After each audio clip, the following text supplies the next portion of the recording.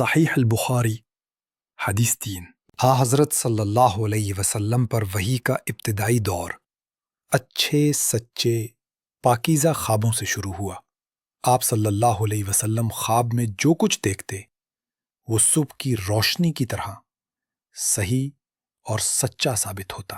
پھر من جانب قدرت آپ صلی اللہ علیہ وسلم تنہائی پسند ہو گئے اور آپ صلی اللہ علیہ وسلم نے غار حرا میں خلوت نشینی اختیار فرمائی اور کئی دن اور رات وہاں مسلسل عبادت اور یاد الہی و ذکر و فکر میں مشغول رہتے جب تک گھر آنے کو دل نہ چاہتا۔ توشہ ہمراہ لیے ہوئے وہاں رہتے۔ توشہ ختم ہونے پر ہی اہلیہ محترمہ حضرت خدیجہ رضی اللہ عنہا کے پاس تشریف لاتے اور کچھ توشہ ہمراہ لے کر پھر وہاں جا کر خلوت گزی ہو جاتے۔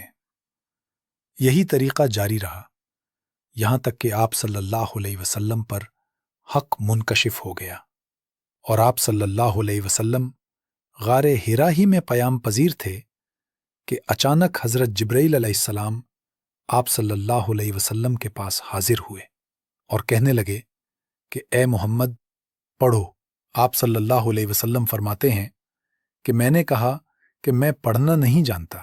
آپ صلی اللہ علیہ وسلم فرماتے ہیں کہ فرشتے نے مجھے پکڑ کر اتنے زور سے بھینچا کہ میری طاقت جواب دے گئی، پھر مجھے چھوڑ کر کہا کہ پڑھو۔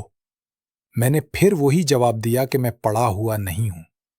اس فرشتے نے مجھ کو نہایت ہی زور سے بھینچا کہ مجھ کو سخت تکلیف محسوس ہوئی۔ پھر اس نے کہا کہ پڑھ۔ میں نے کہا کہ میں پڑھا ہوا نہیں ہوں۔ فرشتے نے تیسری بار مجھ کو پکڑا اور تیسری مرتبہ پھر مجھ کو بھینچا، پھر مجھے چھوڑ دیا اور کہنے لگا کہ پڑھو اپنے رب کے نام کی مدد سے جس نے پیدا کیا اور انسان کو خون کی پھٹکی سے بنایا۔ پڑھو اور آپ کا رب بہت ہی مہربانیاں کرنے والا ہے۔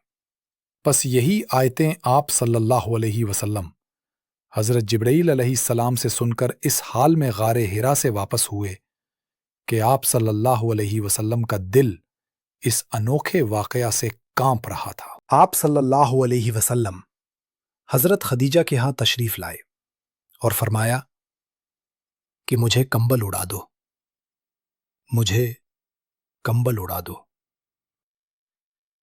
لوگوں نے آپ صلی اللہ علیہ وسلم کو کمبل اڑا دیا۔ جب آپ صلی اللہ علیہ وسلم کا ڈر جاتا رہا تو آپ صلی اللہ علیہ وسلم نے اپنی زوجہ محترمہ حضرت خدیجہ رضی اللہ عنہا کو تفصیل کے ساتھ یہ واقعہ سنایا اور فرمانے لگے کہ مجھ کو اب اپنی جان کا خوف ہو گیا ہے۔ آپ صلی اللہ علیہ وسلم کی اہلیہ محترمہ حضرت خدیجہ رضی اللہ عنہا نے آپ صلی اللہ علیہ وسلم کی ڈھارس بندھائی اور کہا کہ آپ کا خیال صحیح نہیں ہے۔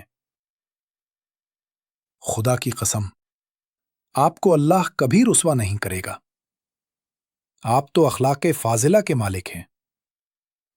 آپ تو کنبہ پرور ہیں، بے کسوں کا بوجھ اپنے سر پر رکھ لیتے ہیں، مفلسوں کے لیے آپ کماتے ہیں، مہمان نوازی میں آپ بے مثال ہیں اور مشکل وقت میں آپ امر حق کا ساتھ دیتے ہیں۔ ایسے اوصاف حسنہ والا انسان یوں بے وقت ذلت و خواری کی موت نہیں پا سکتا۔ پھر مزید تسلی کے لیے حضرت خدیجہ رضی اللہ عنہا آپ صلی اللہ علیہ وسلم کو ورقہ بن نوفل کے پاس لے گئیں جو ان کے چچا زاد بھائی تھے اور زمانہ جاہلیت میں نصرانی مذہب اختیار کر چکے تھے اور عبرانی زبان کے کاتب تھے۔ چنانچہ انجیل کو بھی حسب منشائے خداوندی عبرانی زبان میں لکھا کرتے تھے۔ انجیل سریانی زبان میں نازل ہوئی تھی، پھر اس کا ترجمہ عبرانی زبان میں ہوا۔ ورقہ اسی کو لکھتے تھے۔ وہ بہت بوڑھے ہو گئے تھے، یہاں تک کہ ان کی بینائی بھی رخصت ہو چکی تھی۔ حضرت خدیجہ رضی اللہ عنہا نے ان کے سامنے آپ صلی اللہ علیہ وسلم کے حالات بیان کیے اور کہا کہ اے چچا زاد بھائی، اپنے بھتیجے محمد صلی اللہ علیہ وسلم کی زبانی ذرا ان کی کیفیت سن لیجئے۔ وہ بولے کہ بھتیجے، آپ نے جو کچھ دیکھا ہے اس کی تفصیل سناؤ۔ چنانچہ آپ صلی اللہ علیہ وسلم نے از اول تا آخر پورا واقعہ سنایا، جسے سن کر ورقہ بے اختیار ہو کر بول اٹھے کہ یہ تو وہی ناموس رازدان فرشتہ ہے جسے اللہ نے حضرت موسیٰ علیہ السلام پر وحی دے کر بھیجا تھا۔ کاش میں آپ کے اس عہد نبوت کے شروع ہونے پر جوان عمر ہوتا، کاش میں اس وقت تک زندہ رہتا جبکہ آپ کی قوم آپ کو اس شہر سے نکال دے گی۔ رسول کریم صلی اللہ علیہ وسلم نے یہ سن کر تعجب سے پوچھا کہ کیا وہ لوگ مجھ کو نکال دیں گے، حالانکہ میں تو ان میں صادق و امین و مقبول ہوں؟ ورقہ بولا، ہاں یہ سب کچھ سچ ہے، مگر جو شخص بھی آپ کی طرح امر حق لے کر آیا لوگ اس کے دشمنی ہو گئے ہیں۔ اگر مجھے آپ کی نبوت کا وہ زمانہ مل جائے تو میں آپ کی پوری مدد کروں گا۔ مگر ورقہ کچھ دنوں کے بعد انتقال کر گئے۔ پھر کچھ عرصہ تک وحی کی آمد موقوف رہی۔